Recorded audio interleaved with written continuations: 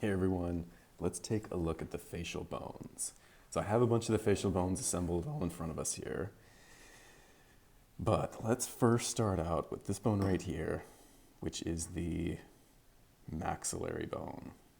This one happens to be the left maxillary bone, and it fits in together with the right maxillary bone to form the top part of our jaw. Now in our model, there's actually 3 bones connected here. We have the nasal bone, the maxillary bone, and then the lacrimal bone back here. So we want to be able to know these moving from the anterior to posterior side, nasal, maxillary, and then lacrimal. I think the bone that fits in nicely next is going to be the zygomatic bone. And that bone fits in right here, and it forms our cheek. And together, the maxilla and the zygomatic form a nice orbital socket, specifically the inferior edge of this orbital socket. So we're going to take the zygomatic off, but that's where the zygomatic would fit in. Next up, if we flip the maxilla around and look at it from an inferior position, here's the top part of our mouth, the superior end. We can grab this bone next, which is the palatine bone. And the palatine bone, it fits nicely right into the top part of our mouth, and it forms the back palate of our mouth. So you can see they fit in nicely there. And now we can see we've got the maxillary bone fitting nicely in with this palatine bone.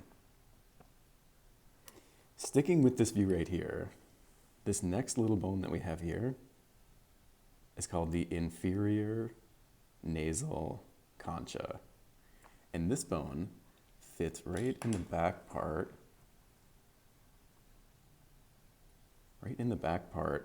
of this palatine bone,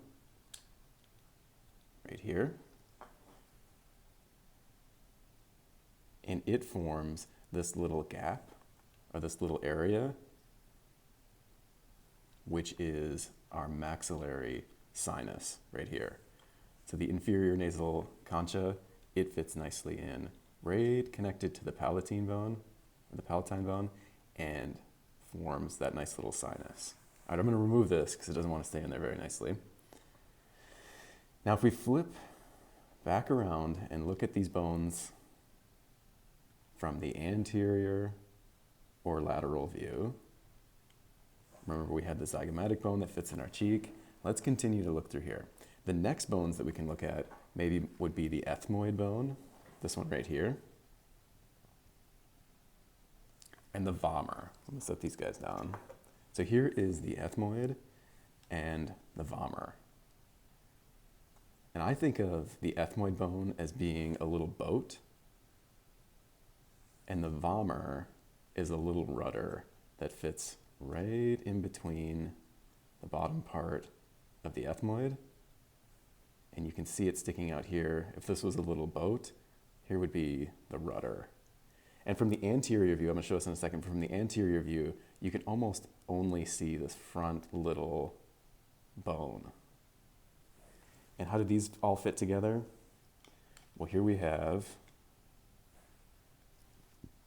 that nasal bone, maxillary bone, lacrimal bone, and the ethmoid fits nicely in right here.